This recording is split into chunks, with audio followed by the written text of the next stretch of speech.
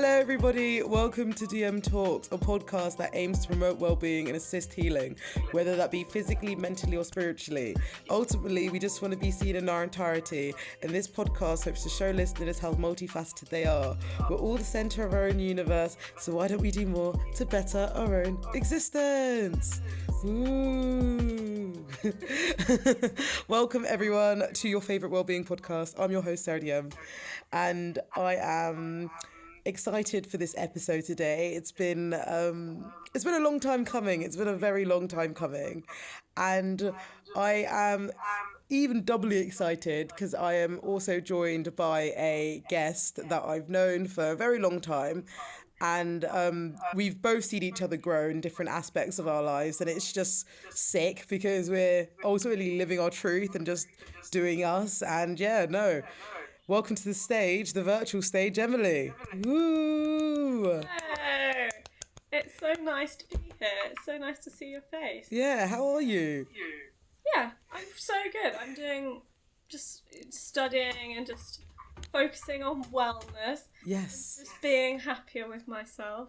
But it's just I was thinking over the past few days, just like it's been like 9 or 10 years since we met each other. Oh my goodness. We were just so weird. I was like a whole different person, and like I mean you were as well. I feel like you were a slightly more fully formed person than I was back then, but do you think I've changed much? No, I think that, the things that were there that I, I was both so impressed by and intimidated by when we were younger was just, your confidence and your sense of self, which, have only developed as you've moved away from kind of people telling you that you shouldn't have those things. Yeah, whereas you're right. I didn't have those things as much, whereas, I've met people, I've been inspired by people. Oh, stop it. To work on those things for myself. But yeah, no. Oh my god. You're just a better version of yourself. Not that you were ever bad. No. That's what you want. Oh no, that's really nice to hear. And you're right, it is what you that's what we want. But I asked because like for me, even like obviously we've changed, we developed, we mature, right? But I think with me and my sort of transparency of like self, or like my like sort of mannerisms, I haven't changed at all. Like I feel like I'm still very like energetic. I'm still very like curious. I'm still very I don't know. I asked it because I think I haven't changed that much from like my younger self to who I am now. I think I know more shit now, but like I don't feel that much difference. I feel like I'm just like, hey guys, like how you doing? But that's so like, as I'm sure we'll get into later, that's so remarkable though, because people didn't want you to be like that. They didn't want you to be to have those things. But I was just thinking, I had a little like, it's very cheesy, like a little Sarah memory. Do you remember we had to go do those incredibly cringy discos at like Christmas, where it was just all of the girls? Yeah. Christmas dinner. And I was so, because, I'm not very good at sports, I'm not very good at things that involve moving. But, and I'd never kind of thought of dancing as like a thing that I could do.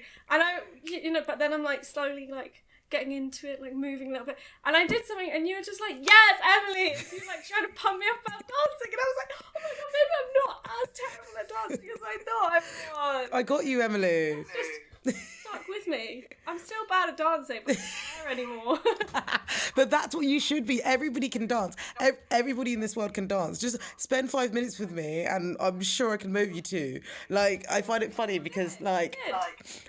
One thing that I think that hasn't changed about me is the way that I'm just a fan, innit? Like I'm just I pep talk people. I'm a hype man. Like I'm just here like, look, you're a baddie, you can do this. Like, come on, who did that assignment? Yeah, you got that assignment. Like sometimes it would be a bit more, assertive, like as you would know in some classes, because it'd be like, oh, I did get an A, didn't I?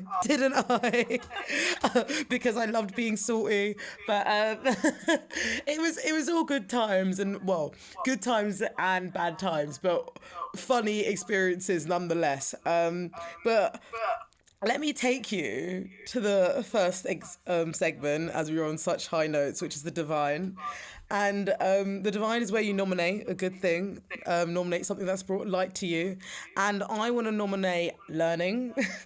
And I know sounds odd, but one thing that I am really grateful for is the fact that I am able to sort of understand what type of learner I am. So, I think it's something that you kind of become familiar with when you're in little school.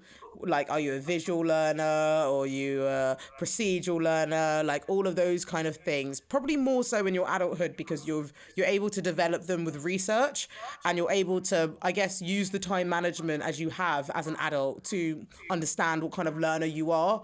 So I think the fact that I'm able to sort of appreciate and absorb information in a visual way or like a physical way helps me really understands the process and the translation and the promation into things. And that can start from literally like source. Remember when we used to do source work in history, like, and seeing how things like would connect, or like, let's say it was a bad source, it's like, no, dead end because they use this type of thing. Seeing all of that but in a mind map, or seeing that in a I don't know, conversation with you and a friend when we were revising for exams or whatnot, was really helpful to, well, getting the information in and using it to, well, help. But I mean, we're going to get into why education, the pros and cons of certain education, but what would you say is your type of learning style? I don't know, maybe what's like reading. Just reading. I don't know. I'm not good on the kind of like too visual things. I never did any tricks or anything. People had all these beautiful mind maps of the cards and things. I'm very lucky. Like I can revise by reading and writing notes and then regurgitate it outwards. I mean, I very much like, as you get into uni, it's so lovely to have conversations which spark your brain. And so yeah, I guess I learn as well by just engaging with other people, which is something very lucky to do. No, I mean, it's right, because I think some of the first forms of that, which I really recognised, was when we would be in history classes together. And because, like, yeah, we were taking notes, but because our teacher was active and motivated and, like, was dancing and prancing around the bloody classroom, we were engaged and it got us entertained. Yeah. Well, yeah, because he really cared about it as well. I mean, to an extent, of course, like, to be able to succeed in, like, exams and things, you need to know what learner you are, but at the same time, you just need someone who, like, wants to teach you and wants you to get there. Yeah. Oh, hello. Someone like our history teacher. Sorry, it just broke up a little bit. No, sorry, carry on. Yeah, so someone like Mr. Sharkey, that's who you're talking about. Yeah, he was such a sick guy. Yeah, because he really cared, and, like, no matter what kind of learner you are, that, like, transmits, Mm-hmm. What is your nomination for the divine? I had a feeling that you kind of, like, got ahead of me on this one, because it was kind of similar. I read, for one of my courses where I'm learning about the American slaveholding South, like, after the Civil War and Reconstruction, where for a brief time they actually thought, oh, maybe African Americans deserve some sort of effort on the behalf of the government for everything they've gone through and to be part of this, society. And part of that, of course, was education. It was setting up schools. It was making sure that they got the same amount of funding.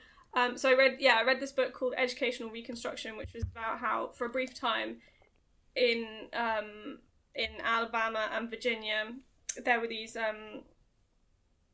there was just progress. There was just like, oh yeah, you do deserve education. Yeah, tell me about this book, Emily. Well, it just the more I learn about, especially Southern American history, and just the absolute passion and longing for education. Education is liberation, and that people knew that even when they couldn't read or sign their own name. And so, you know, I'm now at a point where I've got more education than the majority of people in the world, and I just the more I read about it, the more I like feel that as just such a wonderful, amazing thing. Well, it's like... Sorry, go on. Oh no, you go, because I was going to say something completely different. I was going to say, well, it was just like that opportunity, that access. It's literally like so it's such a privilege, and it's such a responsibility to like share, you know, because it's like we have been gifted with such resources that have just expanded your worldview, and that's something to be shouted about. No, exactly. I came up with one as well that was slightly less on topic for this. Yeah. Have you heard of 20s? It was 20s. It's Nah. a TV show. Do you know Lena Waithe? Yes, I do know her. Yeah, so it's a new TV show she's created, and you know I love TV shows that are like light and fun and fun. Mm-hmm. They also have a little bit of bite, and it's a show about a black queer woman trying to make it in Hollywood. So it's fun, but it's also got that bite. So yeah, it's just really funny, and it's also really short, so you can just like munch through it, which is what I like through about TV shows as well. I feel like it will be good to like find out more about her experience, because I know that she obviously like she's produced quite a few films and documentary. No, she's quite involved in like the media industry. However, I do know as well, I'm not sure, I feel like I need to read more about them. Like I need to read more about her to like watch it, because I feel like I haven't heard that much about her, so I need to check this out. Yeah, I mean, I didn't. It was just something that I kind of caught the other day when I was just like, "What do I watch now?" Yeah. And I know that she makes some, you know, like with her fashion and with like trying to with her own shows, she's been really kind of focused on discovering new like African American talent. I know she's on Master of None, which was Aziz Ansari's show, and obviously he's a bit. Do you know what I mean? Because that's the thing. It's like, oh, I really want to support you. I really want to back you. But then also because Hollywood screams such a toxic culture and so many different, margins, it's hard to consciously decide what I want to take from it, you know? Yeah. I mean, I'd say that I think she was involved with like Aziz Ansari before the kind of Me Too stuff happened about him. And, like, as artists, like, how else would she kind of like display, like what would be her platform if she wasn't having to engage with these? Possibly in the future they'll come out as like problematic practices or something, but as a person she seems really cool. Yeah. Projects are good. No, I want to just read more about her, because it's just something to read about, do you know what I mean? But definitely thank you for the shout out, because I really want to I need more shows to watch. I've rewatched The Good Place, so like now I'm bored, so I need to watch another show. It's that or cartoons for me, but we'll delve straight into it, you know. I am going to take you to Decoding the Messes. Okay, amazing. Hi guys, we are back from a fiasco of technological nonsense, and we're up and we're great, and we're going straight into Decoding the Messes. Decoding the Messes is where we talk about mess that we want to unpack. This episode is called Power versus Prejudice, and me and Emily want to talk about education, in particular fee-paying schools and our relationship with those. And yeah, just where do we start? Like, so we met at a boarding school. Was that your first boarding school? I didn't board. Yeah, so I went to state schools, and it was basically suggested to me that I could try and get into a private school as a kind of like, well, that'll be better than the school that you'd otherwise be going to. And yeah, so I got in on a like a bursary place, and to me it was, it was like small, got lots of attention from teachers. There was definitely like a feeling of being nurtured, which is and also I wasn't having a great time at my old schools. Like, I got bullied and stuff, so for me it was like definitely a blessing. But at the same time, I was always told that, like, it'll be different, it'll be, it's going to be a lot, the girls have so much, and I don't know where it came from, whether it was my parents or being told, yeah, all these girls have so much stuff and you don't. But I always had this impression that, like, I had to earn it, which is so weird because no child should have to, like, those kids didn't do anything more special than me to get into this private schools. In fact, they did less. But I was always feeling like, I always felt a bit, a bit different, obviously, because I wasn't rich and my parents didn't pay for me to go there. And I didn't board, but I always got the impression that would be quite a stressful thing to do, and I was glad that I could go outside of school and be back in like a normal life for a bit. Yeah, no, I think that transition was mad because before 2012 or 2011, I'd never slept over school. Do you know what I mean? Like, I'd never, boarding was completely foreign to me. Like, private school was foreign to me. Like, I went to a school, I think it was like, when a grammar school and then a Christian school like joins up. Mm-hmm. I think it was one of those, like ecumenical, is that the word? I don't actually really know, but I went to that school for middle school, and then after that you go to like Windsor Boys or Windsor Girls, and then there's related sixth forms, or like there was loads of places near, we weren't close to London, do you know what I mean? I was even looking to London for colleges, which I find mad because I feel like my life would have taken me to a different route to where I am now, especially in relation to media. And when oh my goodness, I always remember my first day at boarding school being so, I just felt so out of place. I mean, not even for the first day, it was for the following 2 years, but the first week or so, I don't think I spoke. I literally just said like, which is weird for me because I fucking speak all the time. Like, do you know what I mean? I didn't speak. I was just, for a very long time, I was just scoping everyone out. I was like, how the fuck did I end up here? Like, I was just so confused. I remember, I don't know how long after you got there that it was that we kind of like made a connection. You probably saw that my face is quite similar to my twin sister's face or something.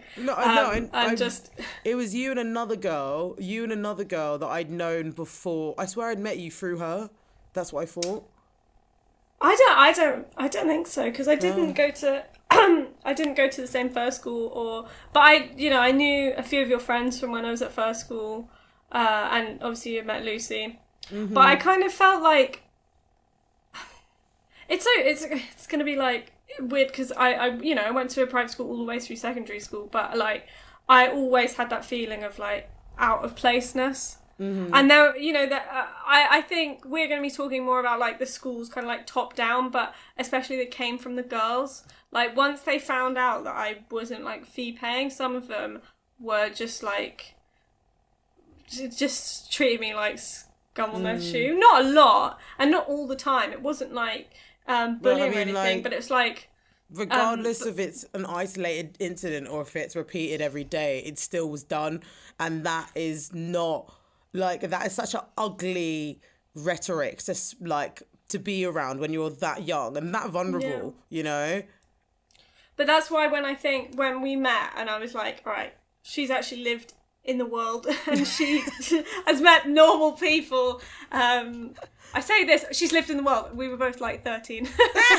But it's true. Do you know what's so funny? I remember used to being like, well, to be fair, I think it was different because you obviously, like, we had different experiences with the school. Like, yes, there was experiences with my peers, but also the experiences are with teachers. And I think because I had to navigate the two, I had a different, like, I just didn't, it's weird. It was like, oh, if you want disrespect, everyone was going to get the disrespect. I didn't really like see the hierarchy. I just saw teachers and peers the same. Like I was just like, toxic energy, just stay away from me. That's how I kind of like, except for some nice ones. Shout out Mr. Sharkey again, because he was great.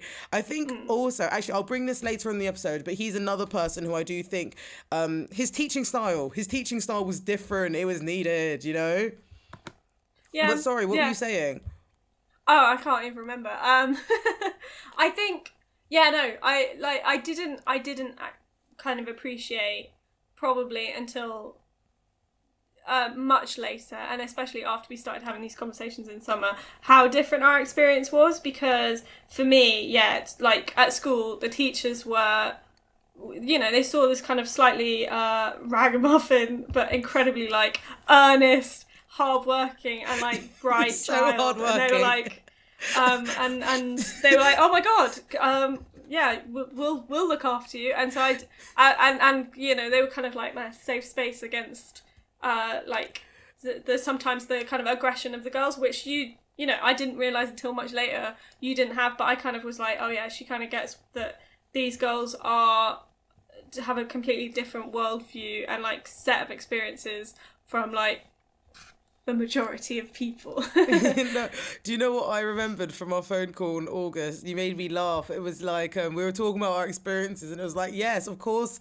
12-year-old Emily, we don't all need to hear about politics. We're 12. It's just like, I just find that hilarious, because I just remember you literally just walking around, be like, but guys, please, and I was just like, oh god, it was when how long ago was it? When I was like 13, so like 2010 election, and like I think it might have been the Lib Dems who proposed like a tax on houses worth more than like £3 million, and these girls were going around going like, the Lib Dems want us to be homeless, and I was like, that's not quite right. And then I got into it, and I was like trying to debunk all these myths. And then eventually this girl, and you could probably guess which one I'm talking about, she just turns around and she just goes, well, I just hate poor people. And she like looks directly at me, and I'm like, oh my god, it's so disgusting.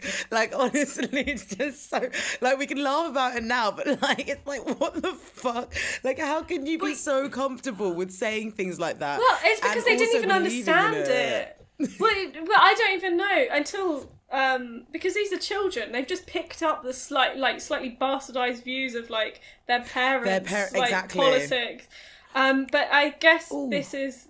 I'm sorry to interrupt you, but you just remind me of something. You said something really like significant to me the last time we had a chat. You were talking about new wealth, and you were talking about this idea of having smaller, like our school was like a small school, but it was also a new school. So it had, you said something about it. I'm trying to remember. So, okay, so, you know, it gets people a bit confused, the idea of like public schools. In America, that means state schools, but in the UK, that means private schools. And it's these ancient schools like Eton, Harrow, the ones that you've heard of and that princes and prime ministers went to. And they kind of have been around forever, and they're sent to by people who have always been wealthy. But these institutions were also founded as like public institutions. They're like charities. And so they've got this kind of grounding in like public service, for better or worse, because that means we get fucking prime ministers like David Cameron and Boris Johnson. So they're not really doing a public service, but at least they have this idea that they are.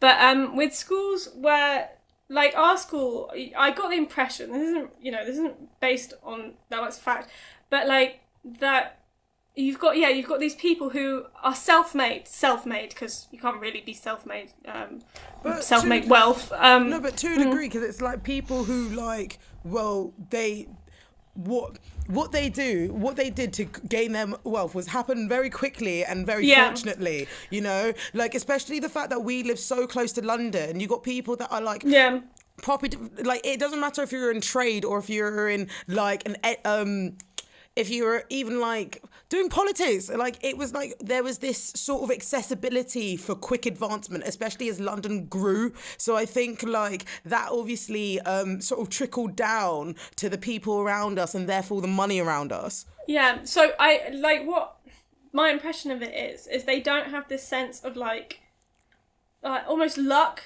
Like people, they kind of think that or at least the parents think, I've worked this hard, that's why I've got this far. I have this money now. I can, I deserve things. And so education isn't kind of like a sacred institution. It's something that you're paying for, so you need to get those results. And the kids had that too. You know, we I don't know if you remember, we had to do a thing called like lunch clearing once a term, where you helped like clear up trays and stuff for the kitchen, and it was supposed to be like, here, do some good for other people. And these kids would like get their parents to email in saying like, we pay £30,000 a year, so we don't have to let our children do the chores and shit. And it was like, it's literally just about character building. Do you want your children to have a good character? No? Okay. But yeah, you just get that.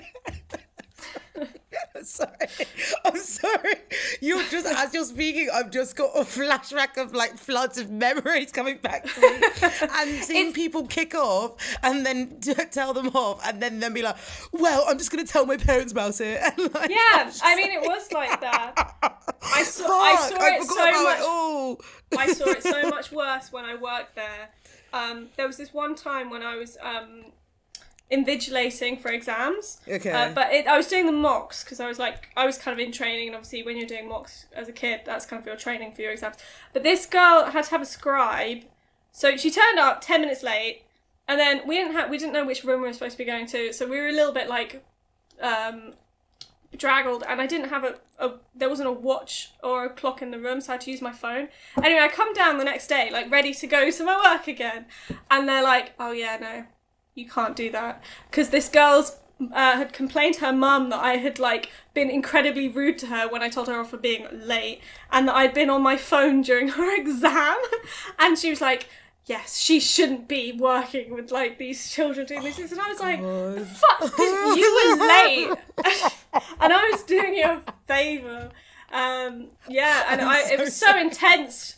No, it was so intense when I was like 18, because I never got told off before. And there's this woman like putting the whole might of her fee-paying power behind like trying to get me into trouble. Yeah, no, it's a different form of intimidation. Like, I'm like one of those people that my mum was like, Sarah, if people give you nonsense, you give them nonsense. Like, you stand your ground, innit? And like, I remember this one time, this teacher came up to me and they were being very no, was it a teacher or was it a parent? Ooh, I can't remember. I can't remember. The teacher or the parent was trying to give me nonsense, but you have to sort of move with a different form of maturity because they're treating you with an adult. It's really it's actually really disgusting, because it's like, you're younger than them. They see that you're young, so they can use their intimidation of size as well as wealth behind them to hinder you or to make you smaller. Mm-hmm. However, if your character isn't like theirs before, oh my God, do you know what? Actually, I remember exactly what it was. It wasn't a teacher, and it wasn't a parent. It was a sixth former, and honestly, it was shocking at her reaction. I remember me and my I think you were even there, me and my classmates were in one of the IT rooms working along, and working, we were just I think I was the only one working. All of you guys were all chatting like around me, and there was a sixth former also doing her work, and she goes, can you guys all be quiet and like try and like make everyone like silence? But it was lunch break, people were like talking, but like only little conversation, like it wasn't intimidating at all. People love to say intimidating, but it's like, no, you're intimidated, just remember that. Like, I'm sorry that you don't have this character, like and I remember standing there and everybody getting all like, oh no, we should go. I was like, no, like we're not going to be bullied or intimidated out by a sixth former. And I said that very clearly and very forwardly. Now, this woman has now run and cried to the head of year and tried to get her parents involved because now I'm bullying. How am I bullying, Emily? Just because I want to do my work and eat my food whilst not being intimidated by someone who had who was bigger / had more money than me. Oh my God, that's what used to cringe me out so much. Remember the status between like if you were in third year, or if you were in second year, or if you were like a sixth former. I was like, fuck your sixth formers, they're all dickheads. Yeah. Until I got into a sixth former, and then I was like so happy that I could push past in the lunch queue. I'm not gonna lie, that was the best thing about being a sixth former in that school.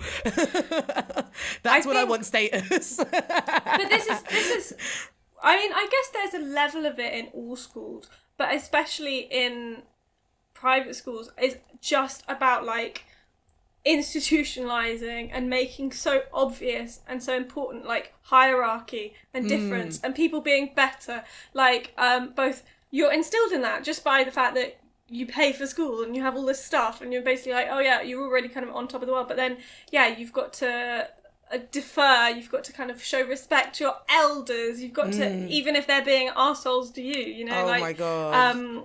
You have to, you know, you've got all these kind of like prefects and things, and holding the door open. Do you remember the kind of like, if you were younger, you had to hold the door open for even if you know you're in a rush or something. Like, that was honestly, those moments were so funny. Those moments were so funny because like bearing in mind, like, this is the first time that I've ever been into this kind of style of like, I don't know, life in the world. This is the first time that I'm here, and it was me and two other black people had joined our years. So it's like they had no black people and then they had 3 black people, and you'd walk through the halls and then you'd have these second years or year 7s just literally open doors for you, and it would just be like so weird because it's like I've just experienced racism from this dickhead of a teacher, and now I've got a child opening a door for me. Like, what is this? Like, I don't get it. Like, I don't get it here. Yeah, it's they got their priorities a bit wrong. Yeah, they got their priorities very fucked up. Like, how is it that my age intimidates you, but my race, my age and my race aren't intimidating? You are intimidated, and that is something that you have to work on. I say this because, not you specifically, but like I say that. Can you imagine? Like, I say this because I think that's another problem that I have with this old guys club, this white boys club, this idea of this. I guess what I'm specifically talking about is this over-representation of white males in academia, let's say, right? Or like in certain areas of life. But right today we're talking about education. So you'll have like a white male teacher who realistically has not met that many black people before, right? Or if he has, he's probably met 8. Or like under 10, or like, do you know what I mean? A very, very, very low number. Like, think about, if he's living in the middle of nowhere, he might have only met 2. Do you know what I mean? And then coming to a school where now you have 3, it, like, to them, wait, I'm going off topic. Let me not. Anyway, so with this old white man's club, or the problem with the elephant in the room, aka the white man in the room, is the fact that you've got these white men who are, yes, educated, but they haven't met many black people before, maybe many brown people before, or they've only met them in certain narratives, whether it's the angry black woman or whether it's the tropes that they are already racist old age tropes of mischievous or criminal activity or like all of that kind of bullshit.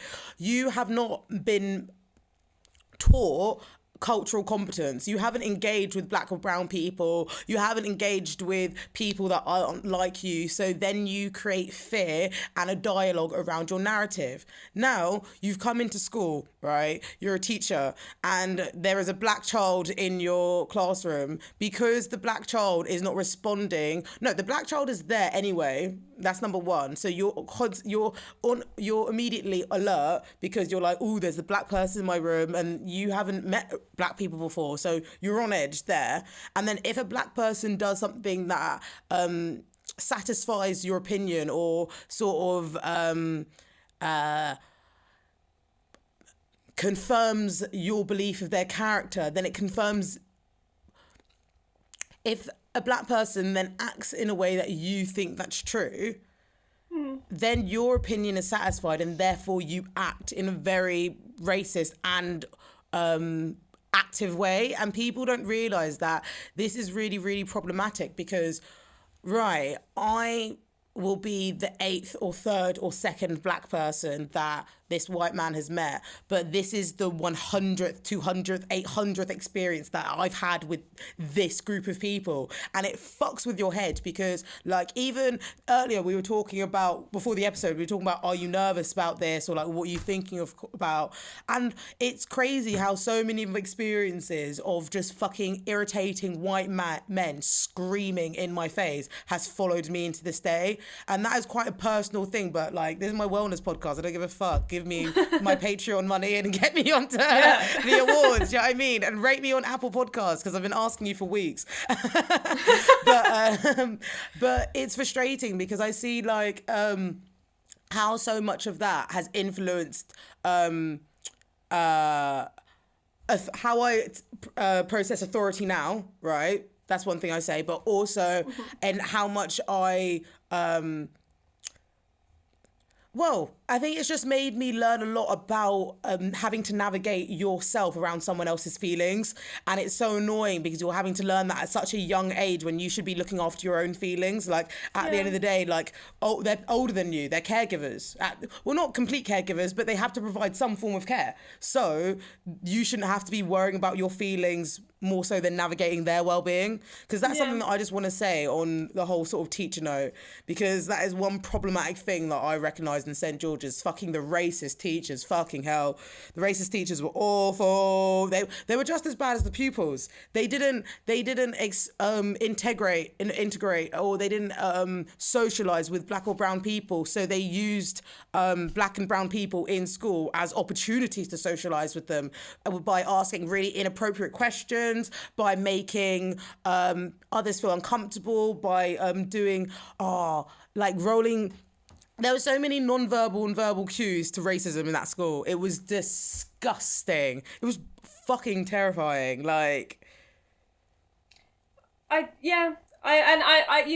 think I have to admit, obviously, that I didn't see it as much as possibly I should have. You know, I saw moments where the students were racist towards, you know, anyone who wasn't white and from Surrey. Yeah, no, literally, it was like, it doesn't matter who it was like they were just being racist. It was just their conversation. Yeah. But like, you know, I remember that teacher who like tried to get you into trouble when we went to Berlin. Oh my God, Miss fucking dickhead. and you know, and I did appreciate, I think what I put it down to, I'll admit, at a time before, was that probably more about like class, because these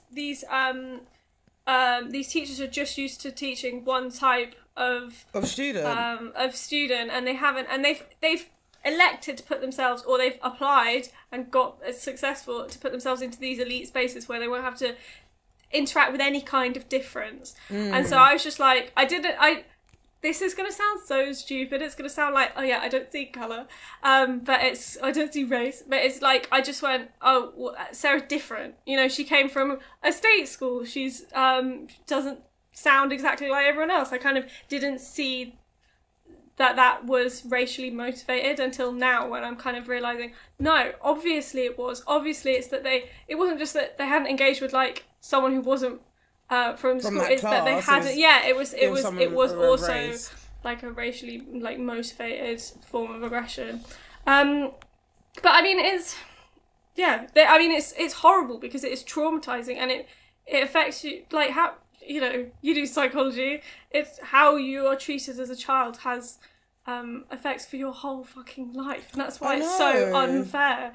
It's unfair, but it's also like, I think when we look at education and we look at like people in general, people like teachers aren't being, unless they're actively looking after their own mental health, they're just people. Do you know what I mean? They're just their inner children needs to be looked after. Like, I know for a fact the teachers that are more intimidated and scared of a 14-year-old, 15-year-old black girl, they have definitely got problems at home. If you're scared of me being present, how ill are you? And you're not even ill, actually. Let me not conflate this with sickness, because it's a choice to be racist. But how disturbed must you be if you are comfortable doing that to someone and then so openly.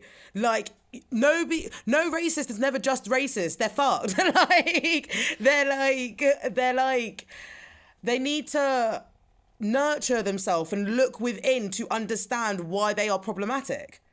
Yeah. Emotional intelligence. It's like, because if you can understand, if I gave you 2 texts right now and they are just they're just written text from 2 characters, and you are able to provide empathy for someone, that's present. However, now when their text are now characters in a movie, but it's the same plot line, everybody wants to be against the black one instead of the white one because of empathy. Like, we have to call our demons what they are. And I think that's why I come with a different vim, because, like, I feel like with teachers adults, we have to be, they're adults. Like, it's like me saying that because I don't actually know what example I could even compare it to, because I think it's like after a certain age, whether that be 16 or 17, after you have some form of awareness that it's a responsibility to choose myself and choose what I interact with and choose my adulting and how my life is going to direct. All of that is a choice. You chose to be a teacher. You chose to see differently. Like, we can lie to ourselves as much as how bias influences situations, and that is true. I'm more than happy to go through studies with that. However, it also stalls, because there are some teachers that are able to interact, problem solve, and help whoever's in front of them succeed, because they see them as opportunities and potential instead of figures that are destructive or aggressive, or, do you know what I mean? Like we can't, like, I just think it's all relatable. Yeah. I also think on that, like, even it's also the spaces in which these people are operating, they're not being challenged because there's not enough difference, and because, you know,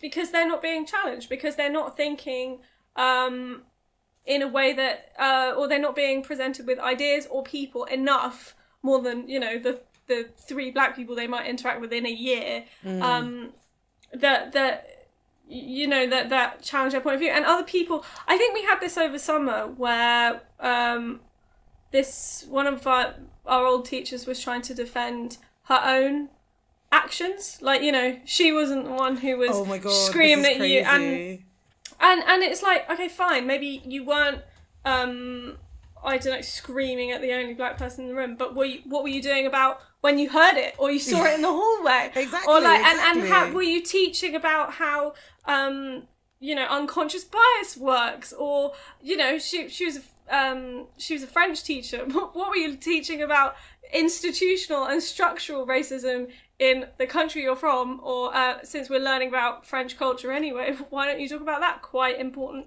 element? But it's not it's in these schools. That's almost mandated against, you know, because these schools exist, private schools exist to kind of like elevate the status quo, and so it's just not it's in no one's interest except for, you know, you and you can't do anything about it to change how these places are run. I think that's like everything what you just said, it's so right, because it's like, regardless of I think this is the problem of seeing things as isolated incidents. Like, even this teacher, right? Even, let's say, a teacher saw another teacher being racist to me. That's an isolated incident for them, but that's the 3rd teacher that week for me, you know?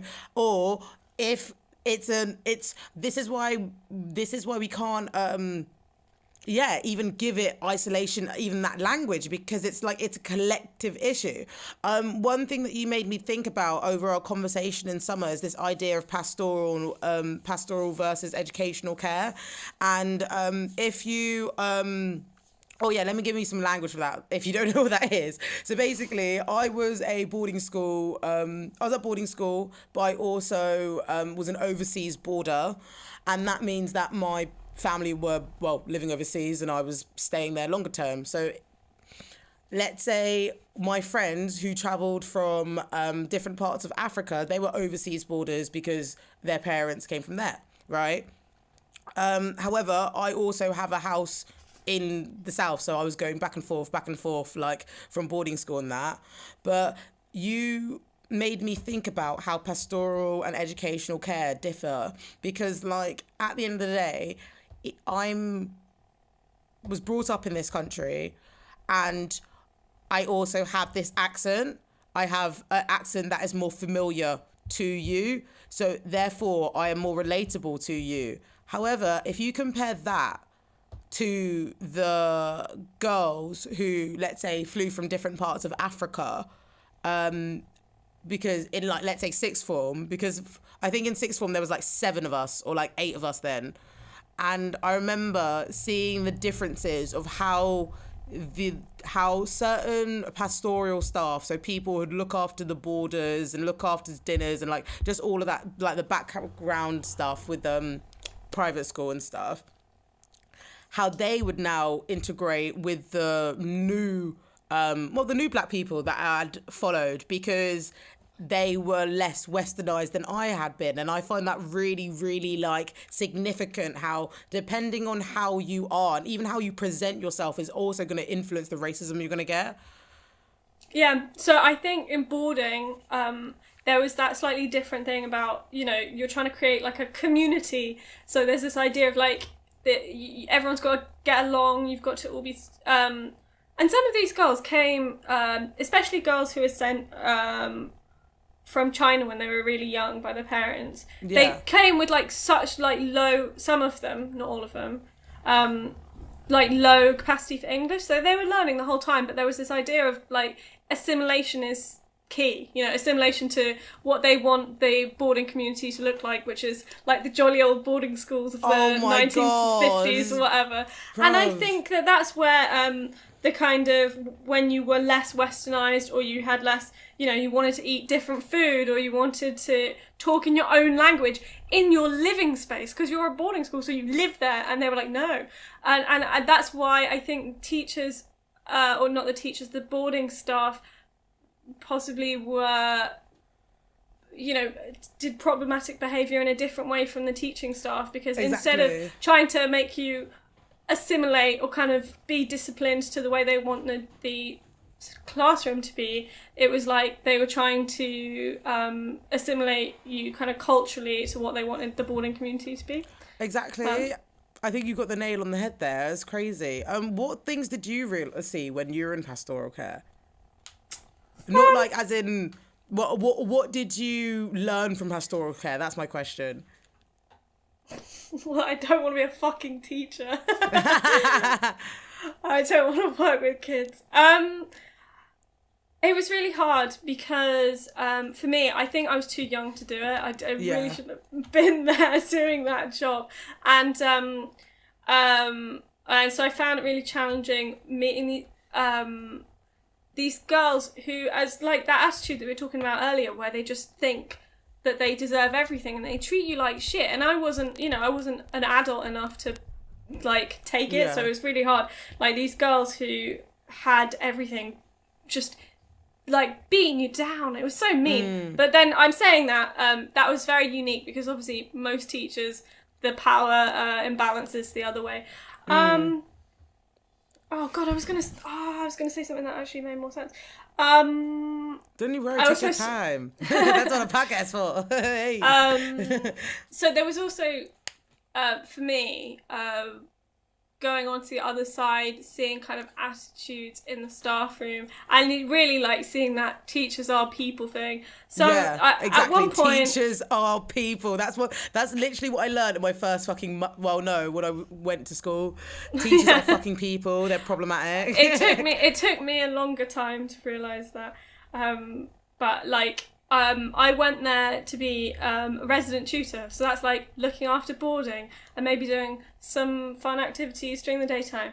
But at the same time, they realised that they needed a TA, a one-to-one teaching assistant for this girl. They didn't have anyone to do it, so I got to do it. They also needed a receptionist for the evenings before dinner, so I got to do that. They didn't have anyone to do, like, invigilating exams, so I got to do that. So at one point, I was working 17 hours a day, and I was basically, although I was on a salary, it kind of worked out to about £3 an hour or something. That's disgusting. That is disgusting because of how much money that fucking school takes. That's vile. Yeah, exactly. But it was kind of made me realise, like, and I could see teachers who I had before, like, idolised or just appreciated or wanted to please were kind of overlooking it, or in some cases, you know, they'd see me sitting like a shell of a woman in the staff room with like a cup of tea, having like a 2-minute break in between my 12 jobs, whatever, and they'd be like, "Oh, can you just photocopy this for me?" Knowing that obviously I have that like yeah, exactly. And I was still not assertive enough to say no, because obviously these are the people who I've worked for the last 7 years, so like please. So I was like, yes, I can do that. And just it's not just the students is what I learned. It's the staff too. So like problematic. I think also kind of going more relevant to our conversation.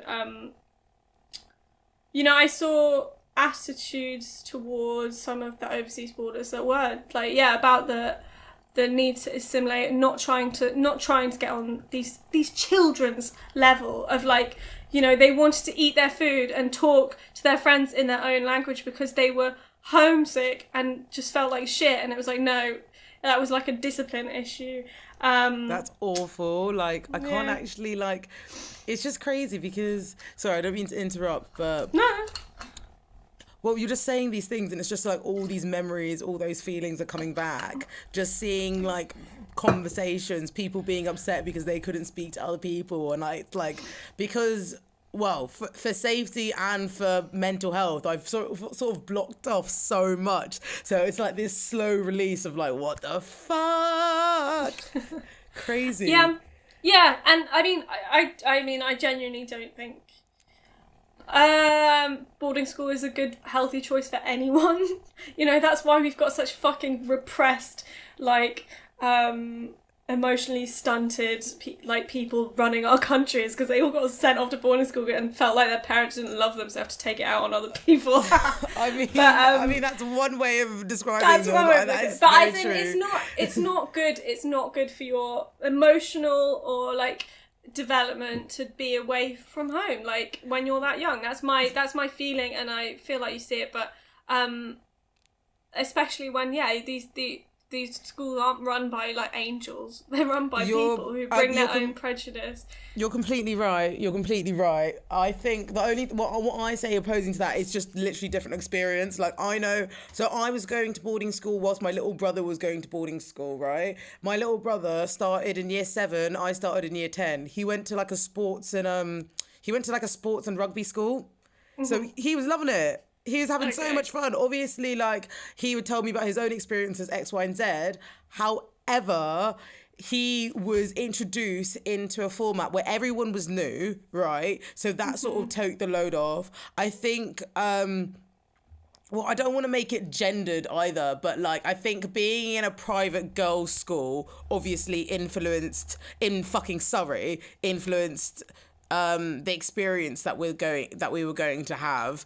But I mean, obviously abolish private schools. I think that's the main point of this whole episode. But I do think everyone's experiences are different. I think if you have, do you know who Keir Thompson is?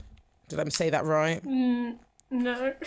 So I've been learning about right, today, and there's this guy, and he basically said how schools are killing our creativity, and he was saying how our education system is based on it was taken from the Victorian period and the Industrial Revolution, so it's basically a memory test to sort of help capital and whatnot. And they were just talking about how creativity needs to be used as a tool that's enhanced over the years, more so than not memory, but like more so than something that can only be used in certain settings or dim down when it's not reaping the best results. And I think if there was more, I want to change the education system in general. I don't know how the fuck I'm going to do it, because teachers are doing God's work, because there's so much that needs to, that's so much necessary for the next generation. However, because teachers are fucking people, they aren't able to help the next generation, either because of their own personal issues or because of the lack of bloody resources. Like, either way, they're hurt. Yeah, I mean, so my friend is trained to be a teacher, but he's also doing like a kind of like a radical education element to his kind of masters. Ooh. And he kind of, it's really cool. It's a cool sounding thing, but he's basically just pointed out that like teachers aren't necessarily political. They're kind of like the propaganda arm of the state, because they're teaching kids what the government thinks they need to be, and they're kind of mediating that message. But teachers don't realise how political they are, and how political they could be, and how much of it, how much like they could change things if they had a slightly less kind of numbers focused, and like just got to get through the day and get these kids these grades, and more like, yeah, I could be building, I could be building the children of the revolution or something. But yeah, it's really hard to imagine how these things will change. But I think especially with private schools, like, you've gone into that because you're like, yeah, I'm not going to change a kid's life and set them on a better path, or, maybe inspire them. It's like, all right, I'm gonna get paid more money, and have that slightly closer connection to kids who will be in power one day. That's completely. What I always think about. I've just remembered the other element of me and my connection to privilege or like private schools is that I lived in fucking Eton College for 10 years as well, because my stepdad worked there, and that gives you I'm not saying that what I said earlier about kids. I don't think all kids had like a traumatic time at private school, or at boarding school, but it doesn't feel like a natural way to grow up in these in Eton especially, like you can see like the classism that my stepdad, who's a cook, who was kind of subjected to by children, because they're in this little hotbed of like, and they're told by everything, because it's Eton, and that's the school that people go to, that they are better than other people, and like whether they recognise it or not, that messes you up. It does. It really, really does. Wow, that was literally like such a mic drop moment, Emily. But you're right. Like, God, I can't even imagine growing up on Eton. Like, how was that? Awful. What around it, I guess. No, because I was in a boarding house. Like, I was at the end of a corridor.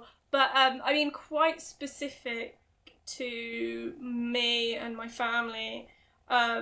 We were kind of in a kind of liminal space where we were kind of not really supposed to be there, but it was fine. Like, we were taking up a little bit with too many bedrooms for the amount that Phil was actually, my stepdad was entitled to. But like, but my mum being the kind of England. Do you know what I mean? My mum being the kind of melodramatic lady that she is, she basically told us from the age of like 8, yeah, if you do anything, we'll get kicked out. We'll live on the streets. So consequently, throughout the whole 10 years that I lived there, through being like the same age as these boys or something, I was terrified of them. I didn't have any conversations with them. They were like the other, and I was just so frightened of them. And they,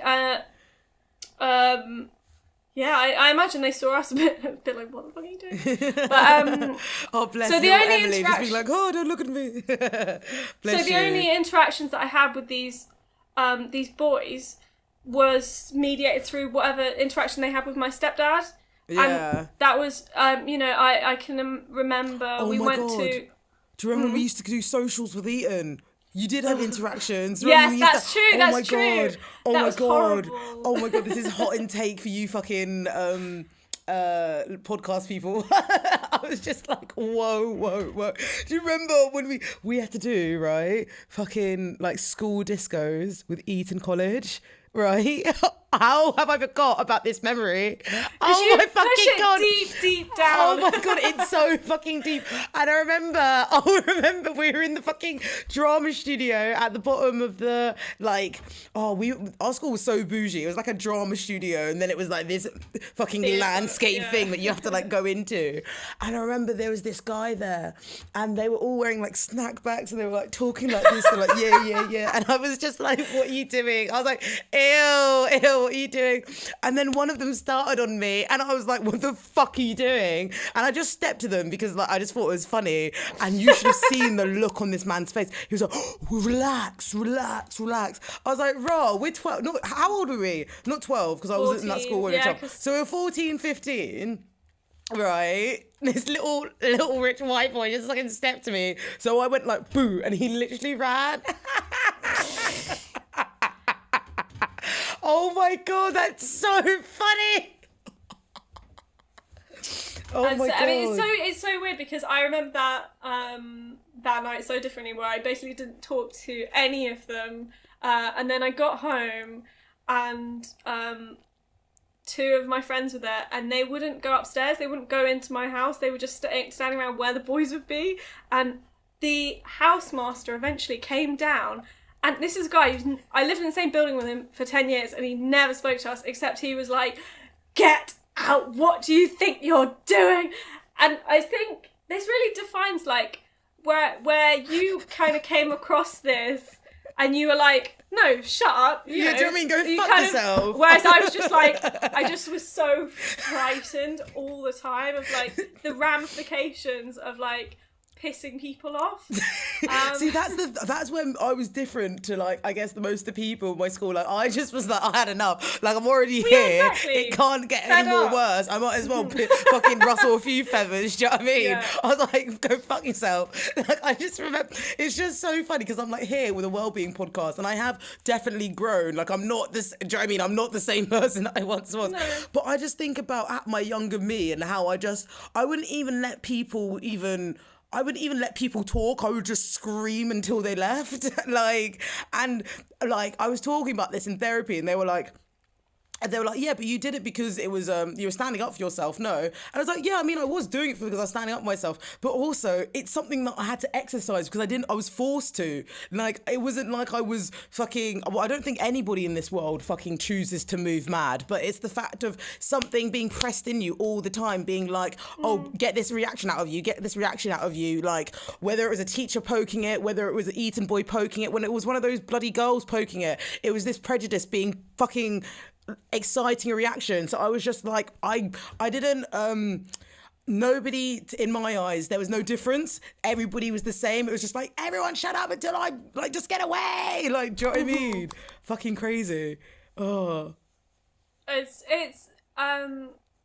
yeah, and that's what was different about it. And it's amazing. I think I was saying this before, like that you've been able to kind of keep it together because you had to because you had to face that so for such a long time. Where were we at? What we were just talking about? We're talking about Eton and I mean, it's not that it's anyway. Well, we've got more things to talk about. It's okay.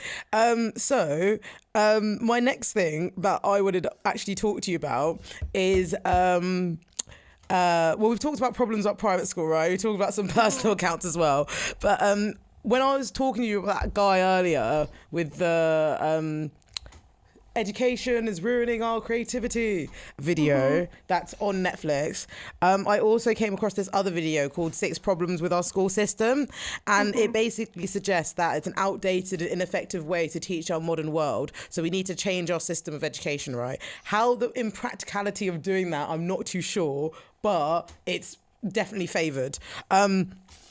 I was reflecting on our instances of learning. I was reflecting on when power was good, and I've mentioned Mr. Sharkey a few times already in this episode.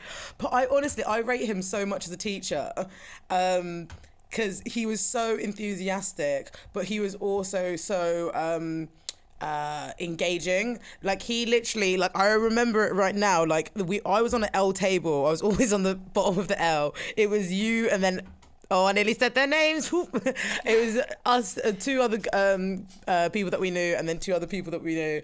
But because it was an L square, our history teacher would just walk around and he would show us different things, and he would literally jump and move across the room. But he would also push you and push you and push you till you understood where he was coming from, but in a way that made you think for yourself. Like he never let you scapegoat. Do you know what I mean? Like he never let you just sort of flow. He was like, go on, what do you think this means?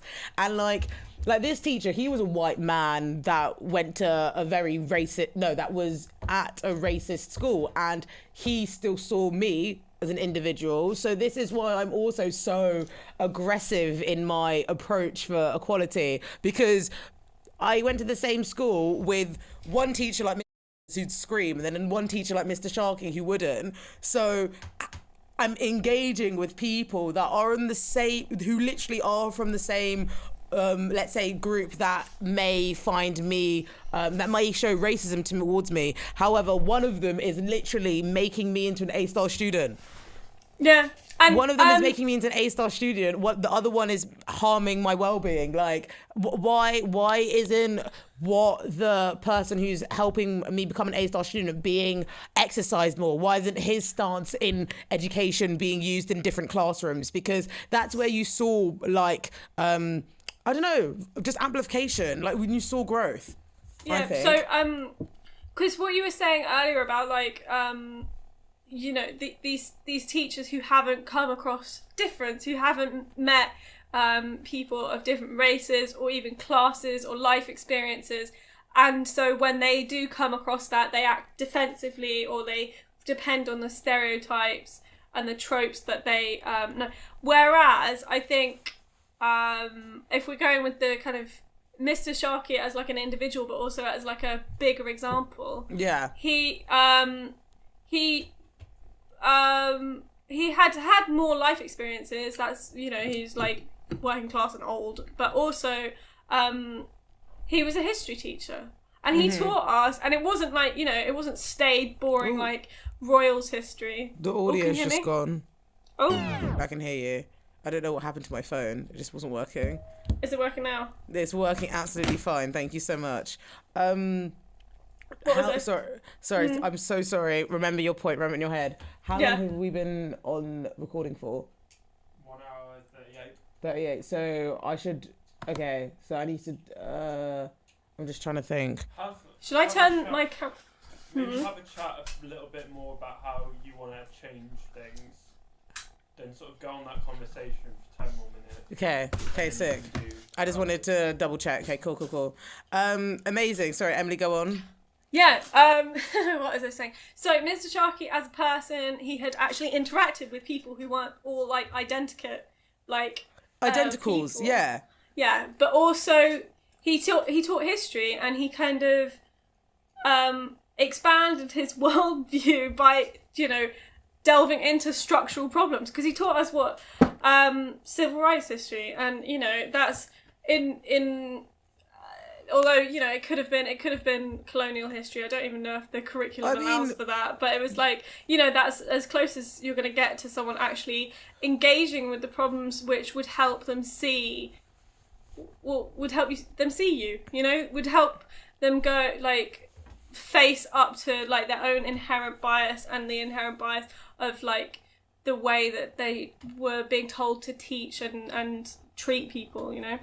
He definitely made you like just compare and contrast all the time. I think that is literally him. But like, I remember when we weren't even learning about civil rights, we were just learning about super like abstract like concepts. Like I remember for sixth form, weren't we learning about the Salem witch trials in Massachusetts? Like, who else is doing that? Honestly, that's so cool. But that has such like similar ramifications, you know. That's why it's an analogy for like the communist witch hunt in the 50s, because it's about going, look, here was this instance in history where people decided that they didn't like a group of people, so vilified them and tried to, you know, destroy them.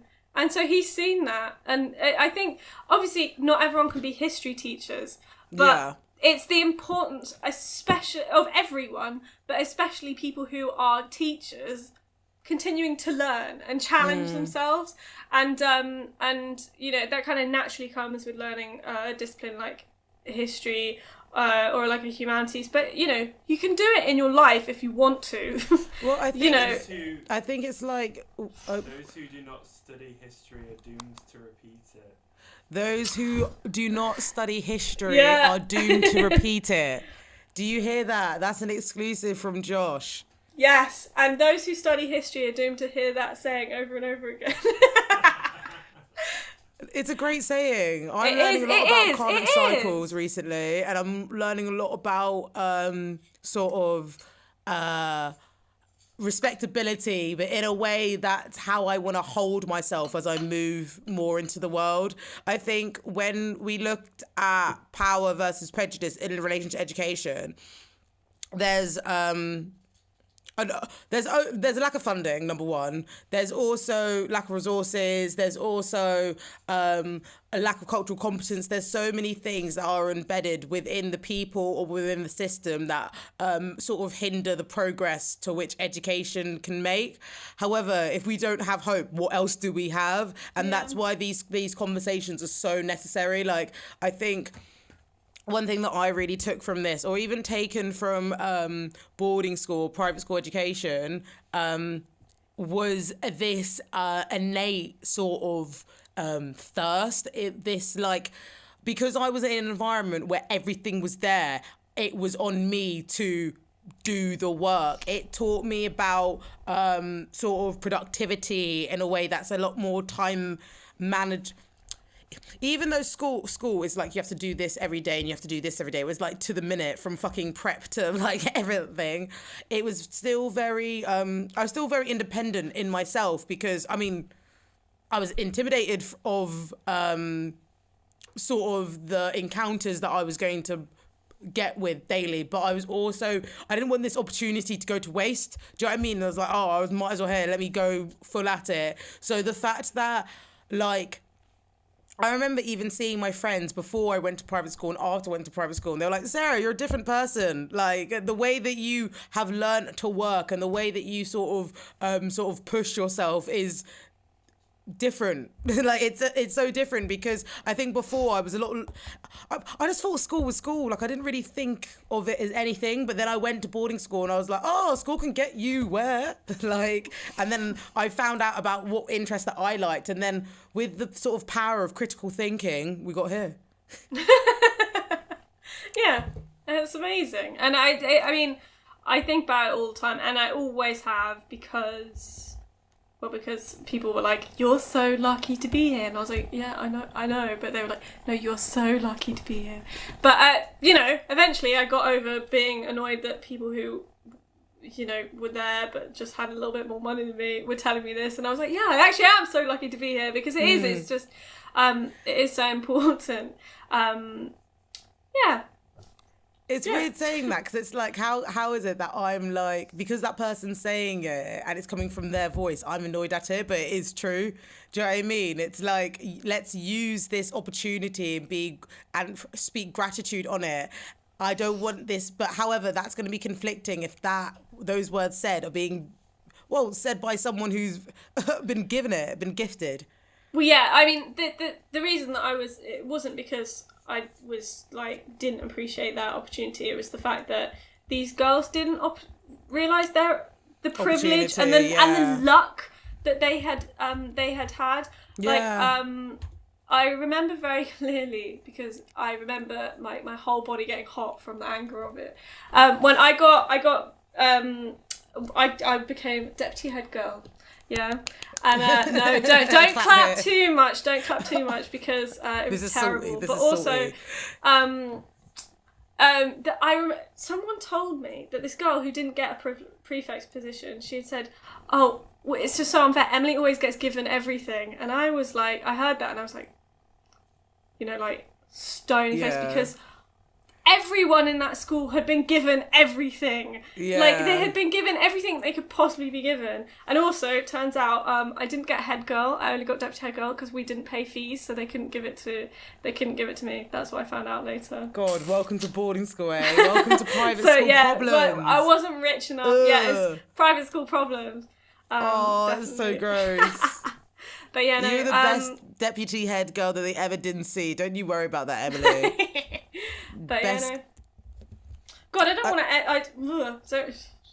I Pardon? don't think that that's something that I like hold on to. But it was that, the reason that I found it hard to hear that I was lucky from people who was even luckier than me, and they didn't seem to notice it. But yeah, I think that's also a people thing, isn't it? It's like when we okay, so we're in a different margin towards these people, but they're comparing their pain in a different, like, our pains are different metrics, right? Mm-hmm. So like it's more hurtful, or it's more like I guess it's more hurtful coming from an individual who doesn't actually understand the range of the metric that's awarded to them compared to the metric that we have, because that's it within the other day. Oh, yeah. It's crazy. I'm trying to think if I had any more questions for you in Decoding the Messes. Is there anything else that you wanted to say on this what this whole episode's about, lol. Why do you think we should abolish private schools? I think well, if education is like a human right, then why should some people have some people be automatically afforded like a better version of it? Yeah. Because when you've got a better version, there must necessarily be a worse version. Like, I think this all started because like you shared that Ash Sarkar tweet, which was like, if private school didn't confer like unfair privilege, then why the fuck would anyone pay for it? No, but it's completely true. Like, I've been learning so much about sort of how, what I was saying before about how schooling system was based on the industrial age in the Victorian area that's helping with reach capital society, or like sort of the industrial revolution, or helping sort of advocate for those, for that. It's like, if we know this, and there are people in schools that have, like, I saw a thing earlier, someone has like 27 textbooks for 87 students, or like something's ridiculous like that. It baffles me how private schools are able to keep their money from their charitable status. They are able to not pay a VAT.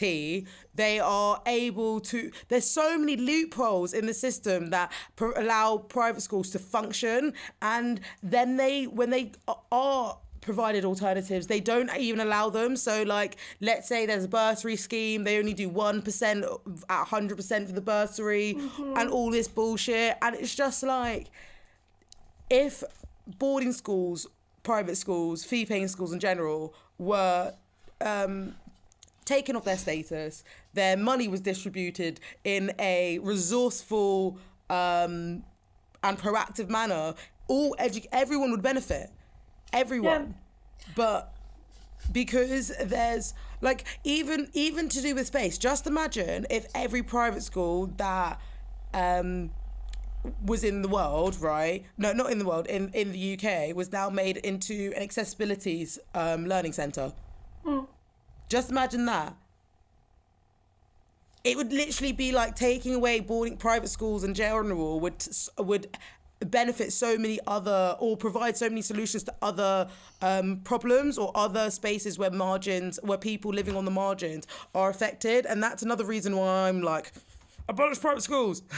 I think also, just adding to that, because of what we've been saying from the beginning, is so you start school in a prep school, and then you go to a private school, and then you go to Russell Group University, but you don't interact with, maybe the working class people, or even just the state educated people who went there. You just stay, and then you go on to these careers, whatever they may be, in like the top echelon, and you're not at any point disrupting the continuity of sameness. The same people, the same type of people, the same life experience, and you're not being challenged at any point, and that's why, you know, it reinstates prejudices because it's never been challenged. Exactly. And also, you know, it means that people are like, not every fucking person who runs this country has the qualifications or just the qualities that they need, but they have the connections and the like social and economic capital that got them there because of their parents,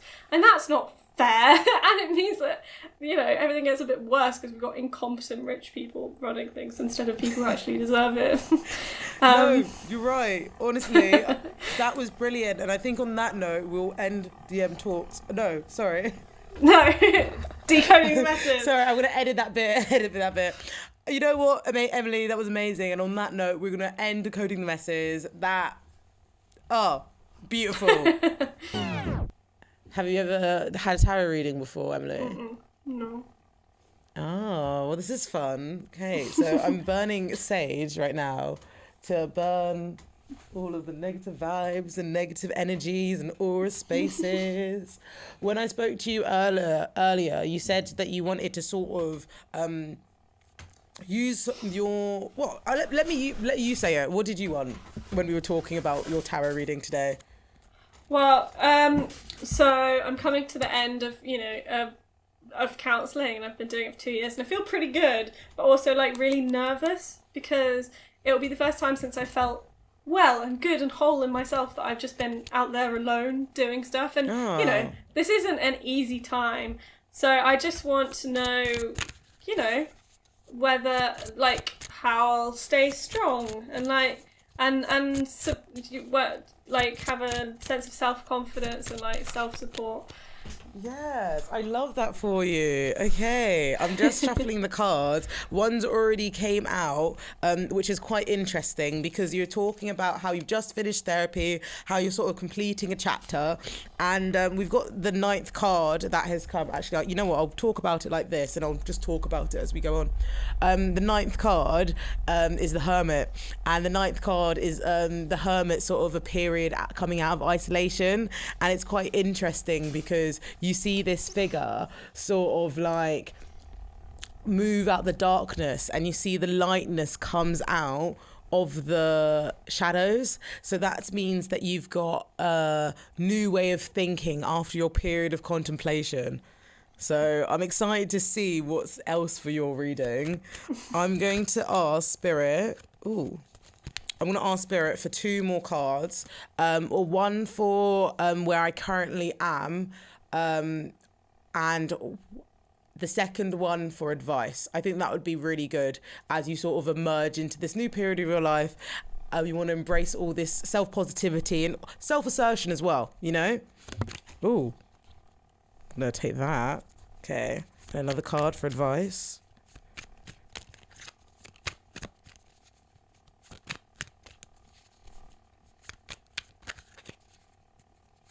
Ooh. God, Spirit wants to talk. Spirit wants to talk. Okay.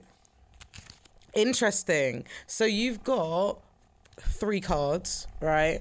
I'm gonna show them to you, and then I'll probably like just put them on the camera. So the first card I showed you is the Hermit, and I'm just gonna give you some more detail about this card. This is a major arcana, so it's an overarching theme in your life. It's something that you're gonna come back to again, being the Hermit, coming out of being a hermit, going in to be a hermit. Like the Hermit stands for contemplation, reflection, solitude. It's sort of standing for this time where we go within for answers. There's not any space for ego here. It's dealing with your highest needs, but in a very sort of nurturing and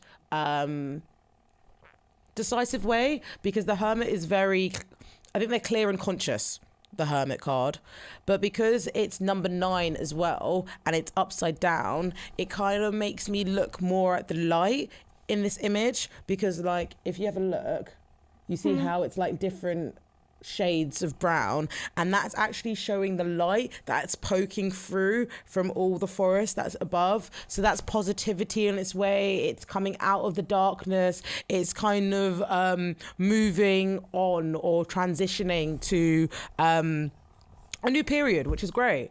And cool. I really like that card. I'm going to go to the next card. And the next card you have is the Six of Swords.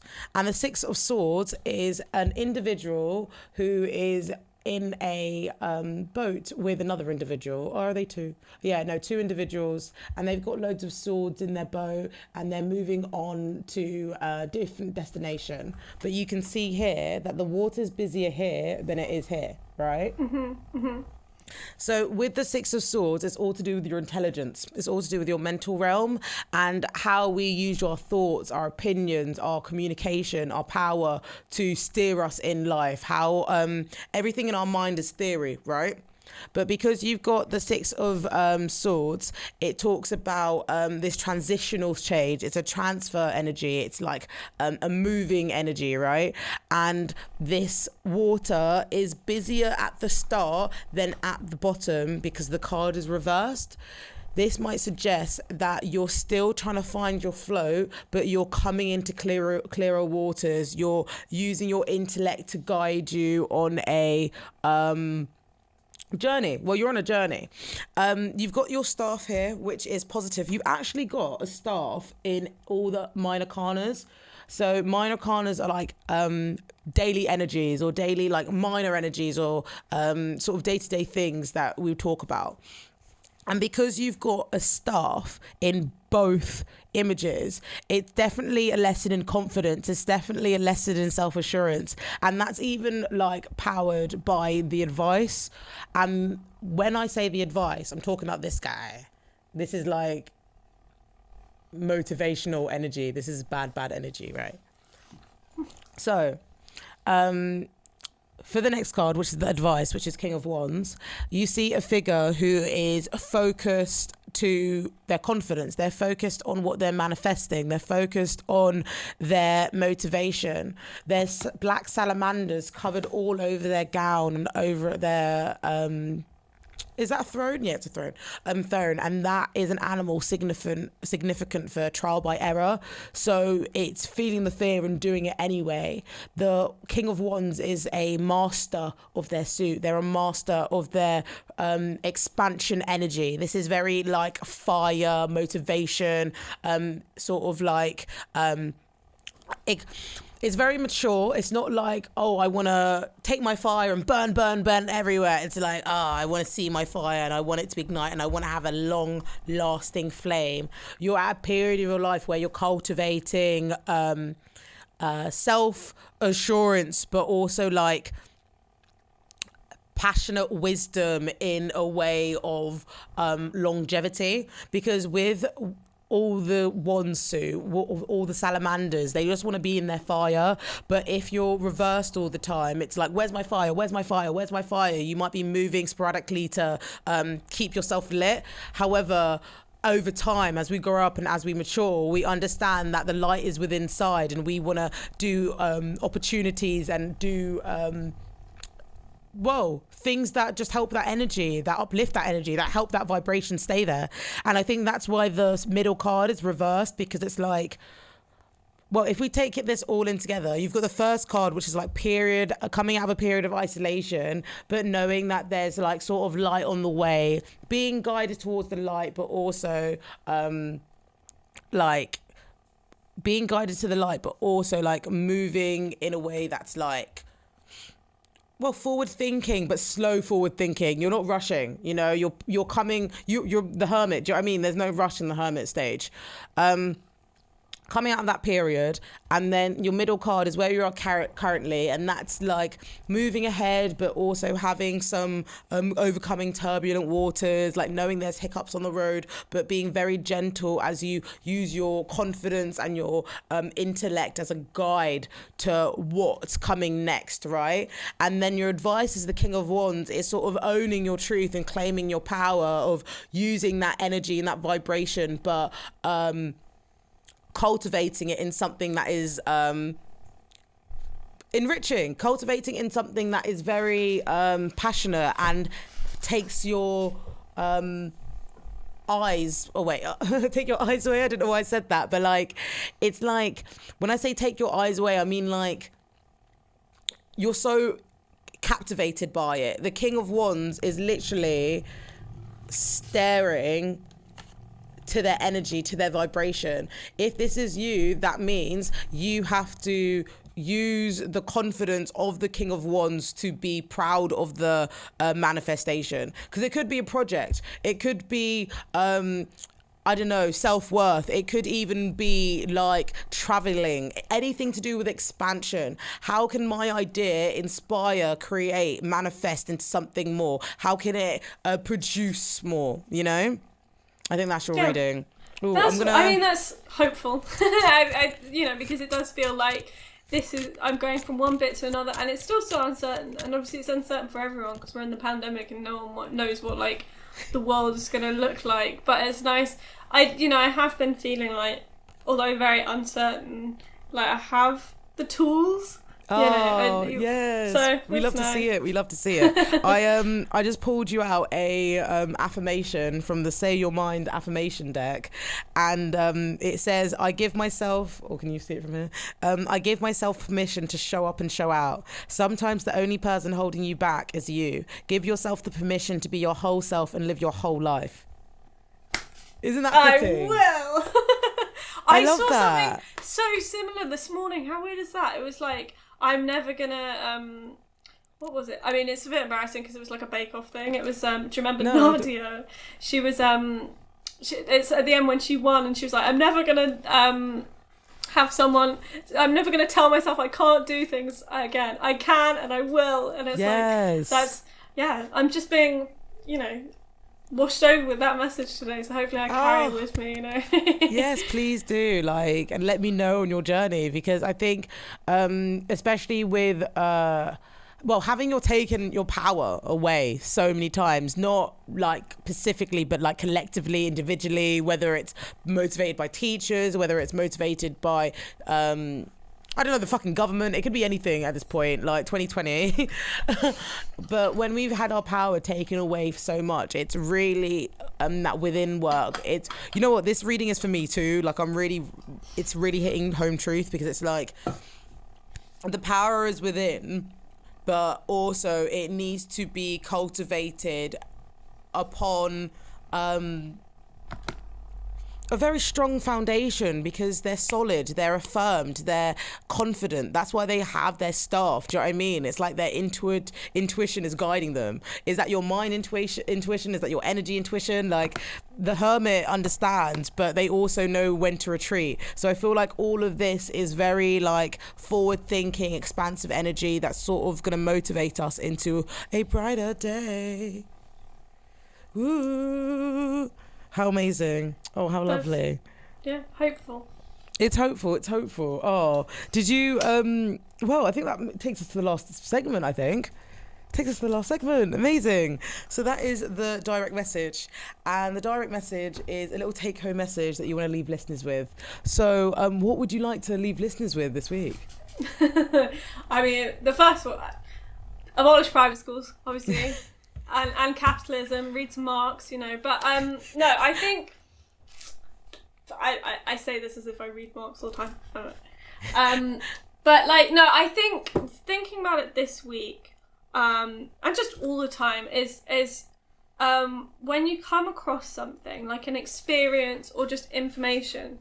Mm-hmm. You have two choices. You have two paths that you can go down, which is you contract and you act defensively, and you can't take it in, like what some of those people who have acted so horrendously to you have done. Or you can stop and you get confronted by the thing that you haven't encountered and you don't understand, and you go, right, I might not understand it, but I'm still going to take it and I'm going to learn from it and go with it. And I will never know what it's like to walk in your shoes.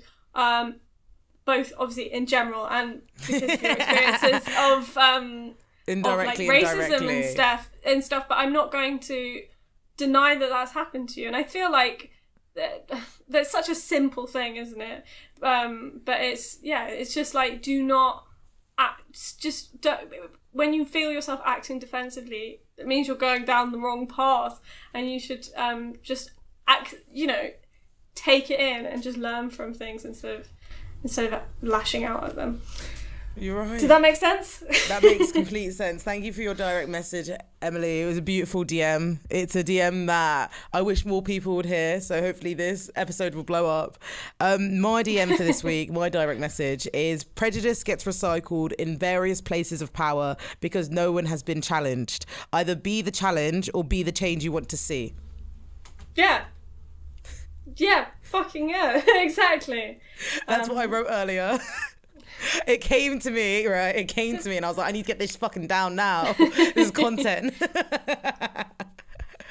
Well, do you know what? Like, I think sometimes you are and sometimes you aren't, but it's to remind yourself to do it. Not you, but like... No, what? but it's true because it's like during this time in June when everybody got excited over a black square, I had so many people from boarding school messaging me and being like, oh, I'm sorry this happened. Oh my God. And like, at the end of the day, I'm not going to fucking beat myself up or relive certain experiences to help other people understand. I'm only going to do things for me. If I help people learn, that's a fucking bonus.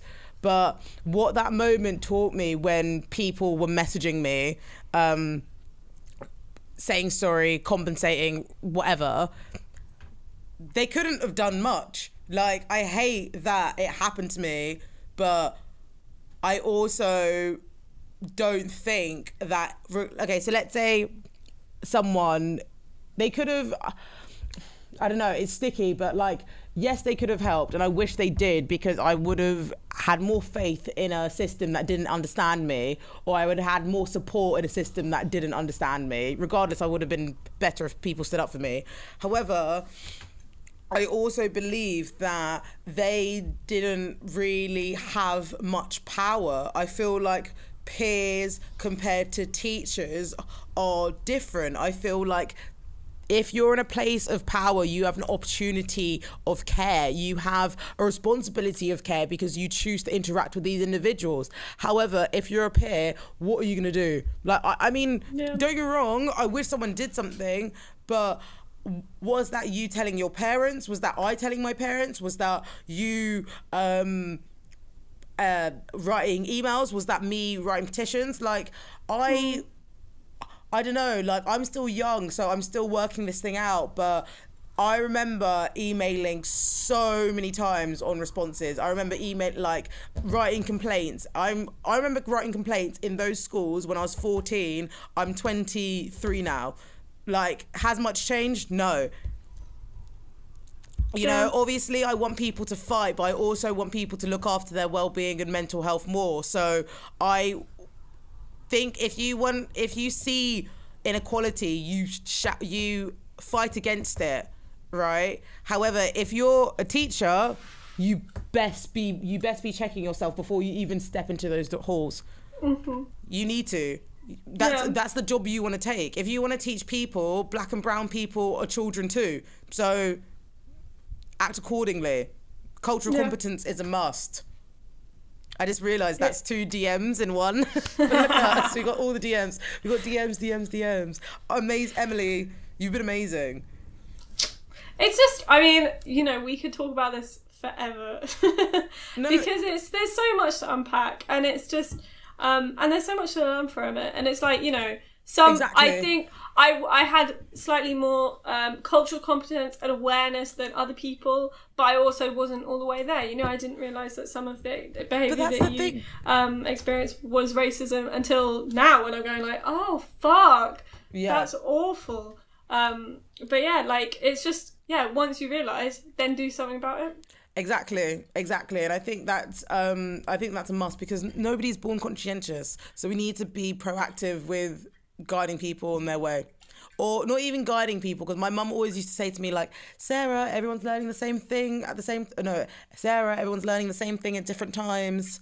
And I think, to a degree, that helped me sort of understand that people have their own shit, or people aren't gonna see me my entirety for a bit.